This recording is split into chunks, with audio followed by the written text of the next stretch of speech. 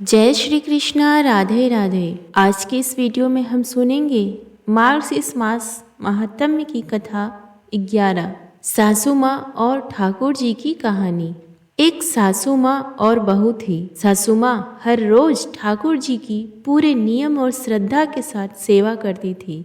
एक दिन शरद ऋतु में सासू माँ को किसी कारणवश शहर से बाहर जाना पड़ा। सासू माँ ने विचार किया कि ठाकुर जी को साथ ले जाने से रास्ते में उनकी सेवा पूजा नियम से नहीं हो सकेगी। सासू माँ ने विचार किया कि ठाकुर जी की सेवा का कार्य अब बहू को देना पड़ेगा, लेकिन बहू को तो कोई अकल ही नहीं है कि ठाकुर जी की सेवा कैसे करनी है। सासू माँ ने बहू को बुलाया और समझाया कि ठाकुर जी की सेवा कैसी करनी है, ठाकुर जी को लाड़ कैसे करना है। सासू माँ ने समझाया, बहू मैं यात्रा पर जा रही हूँ और ठाकुर जी की सेवा पूजा का सारा कार्य तुमको करना है। सासू माँ ने बहू को समझाया, देख ऐसे 3 बार घंटी बजाकर सुबह ठाकुर जी को जगाना, फिर ठाकुर जी को मंगल भोग कराना, फिर ठाकुर जी स्नान करवाना, ठाकुर जी को कपड़े पहनाना, फिर ठाकुर जी का श्रृंगार करना और फिर ठाकुर जी को दर्पण दिखाना। दर्पण में ठाकुर जी का हंसता हुआ मुख देखना,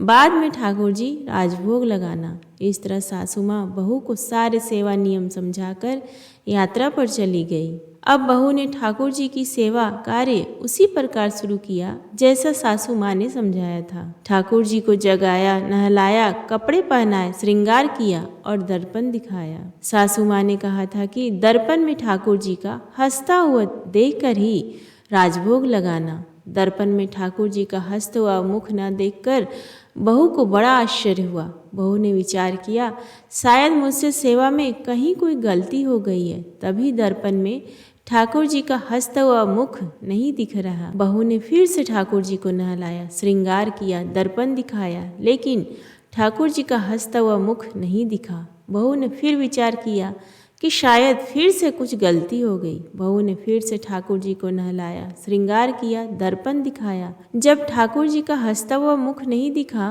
बहू ने फिर से ठाकुर जी को नहलाया। ऐसा करते करते बहू ने ठाकुर जी को 12 बार स्नान किया। हर बार दर्पण दिखाया, मगर ठाकुर जी का हंसता हुआ मुख नहीं दिखा। अब बहू ने 13वीं बार फिर से ठाकुर जी को नहलाने की तैयारी की। अब ठाकुर जी ने विचार किया कि इसको तो हंसता हुआ मुख नहीं दिखा, तो ये तो आज पूरा दिन नहलाती रहेगी। अब बहू ने ठाकुर जी को नहलाया, कपड़े पहनाए, श्रृंगार किया और दर्पण दिखाया।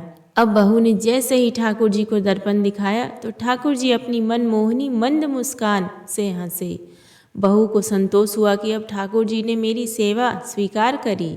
अब यह रोज का नियम बन गया। ठाकुर जी रोज हंसते।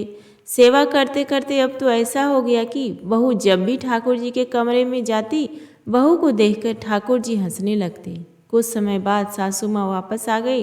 सासू माँ ने ठाकुर जी से कहा कि प्रभु क्षमा करना, अगर बहू से आपकी सेवा में कोई कमी रह गई हो तो अब मैं आ गई हूँ, आपकी सेवा पूजा बड़े ध्यान से करूँगी। तभी सासू माँ ने देखा कि ठाकुर जी हंसे और बोले कि मैया आपकी सेवा भाव में कोई कमी नहीं है, आप बहुत सुंदर सेवा करती हैं, लेकिन मैया दर्पण दिखाने की सेवा तो आपकी बहू से ही करवानी है। इस बहाने मैं हंस तो लेता हूँ। निश्चल सेवा भाव से प्रभु भी प्रफुल्लित होते हैं। प्रेम से बोलिए भगवान श्री कृष्ण की जय। उम्मीद है आपको आज का ये वीडियो पसंद आया। प्लीज़ वीडियो को लाइक करें, शेयर करो। चैनल पर नए हैं तो सब्सक्राइब करना ना भूलें। धन्यवाद।